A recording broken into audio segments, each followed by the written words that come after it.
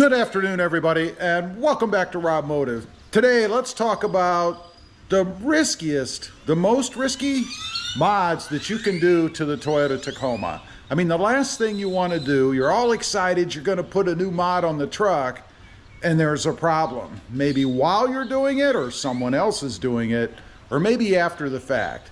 Number one, the front grille.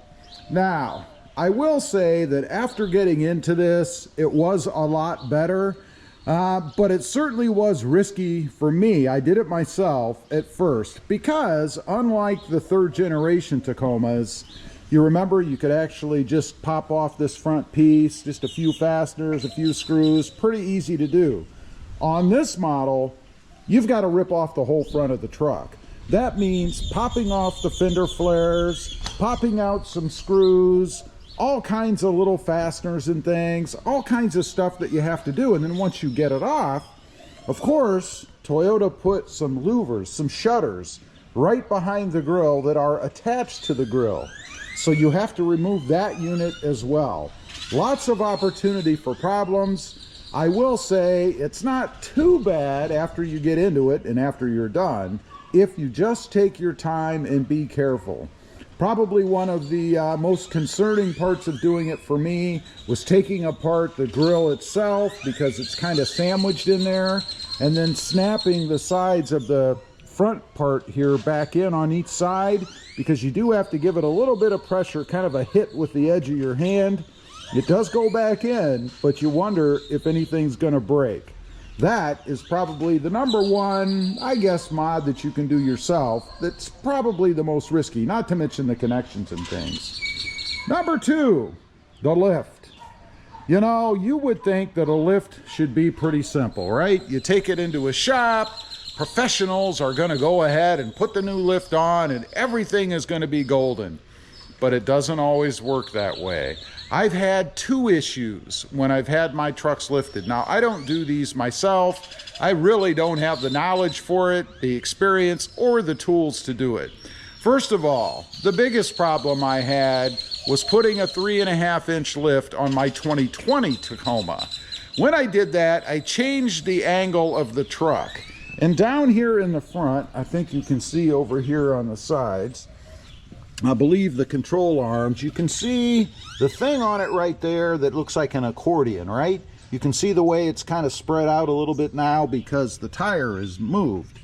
Well, I changed the angle of that so severely that it actually tore through the boot. It put a hole in that boot. And when that happened, all of the grease that's inside, which you need, right, spewed out all over the bottom of the truck. I actually discovered it because I was going to trade the truck in, and I wanted to remove the skid plate because I was going to reuse it. When I took the skid plate off, I saw all kinds of oil or grease on top of the bottom of the skid plate.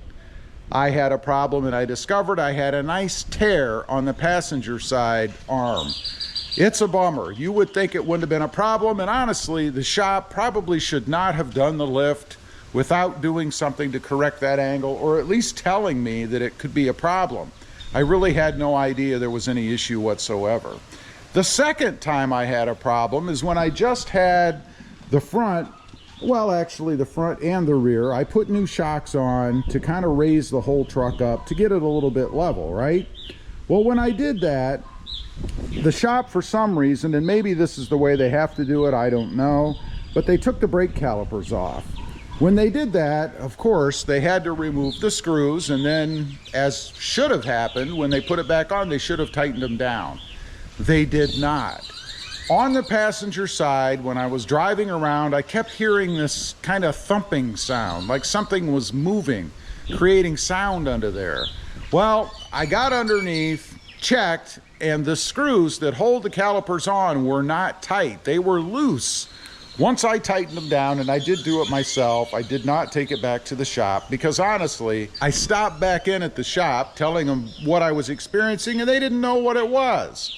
I couldn't believe it. I found it myself and I fixed it. So there is some risk. It's a little risky if you're going to have your truck lifted, that the shop that's doing it knows what they're doing, and two, that they tell you the repercussions of what you're putting on can actually cause, what can actually happen. Next up, the tune. We've got to talk about the tune. And you know, I realize the tuners are going to hate me for this. And I understand. It's how they make their living, right? Or extra money anyway. But hooking up a computer to the truck and messing with its brain is risky. Now, let me say, I am not against tunes. Anytime you talk about tunes, the tuners want to jump on you because you suddenly hate the tuning.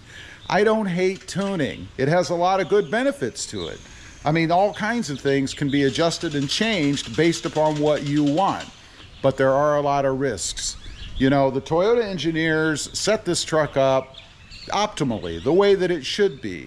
And when you start changing settings and things, you put extra wear on the engine, you can change the kind of fuel that you have to have, and hopefully a tuner will tell you this, that you should be using premium depending on the setting that you choose, or settings that you choose, I guess. Plus there's just the unknown of the experience of the person doing it themselves.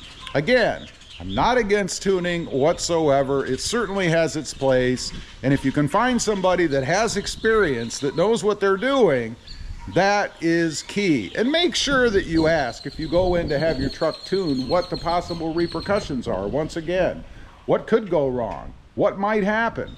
It's important to know, right? Take it with a grain of salt. Next up, any electrical mod that you might do to the truck that involves splicing wires, or maybe those little vampire splices or taps that you can use. You know, they kind of straddle the existing wiring, and then you get your power that way. I used to do that myself, so I know what it's like. And you often wonder, are you going to overload the circuit? Is the amperage too high for whatever the electrical accessory is that you're installing? Because if it is, you can actually heat up the wire, burn through the insulation, ground out the system. It can even cause a fire. You have to be careful when you're doing electrical mods, and make sure that you have all the information and you know what you're doing if you do it yourself. Ask the people, if you take it somewhere, what their experience is. How many extra lights or whatever the accessory it is that you're adding have they actually installed? Now, my preference when adding any kind of an electrical accessory, and this is not a sponsored video by any means, is to use some sort of switch. In my case, I go with the aux beam because I've always had good luck with it. What that is a unit that you connect to your battery solely, you ground it, and then it does have a trigger wire, which unfortunately you do have to plug into the fuse box, otherwise it would be even safer. But there is a trigger wire so that the system shuts off when your truck shuts off. Make sure you install that.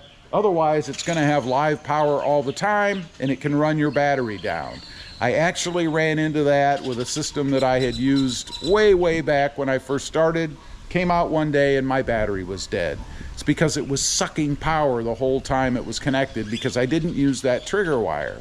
Now, with the switch, every electrical accessory that you have plugs right into the switch itself, the ground, the power, and it's fused. So you have protection that way. You don't need relays or any of that other stuff because it's all handled through the switch. Love those systems, and I would highly recommend checking into one of some brand, doesn't have to be aux beam, but some brand to make sure that you do the electrical accessory correctly.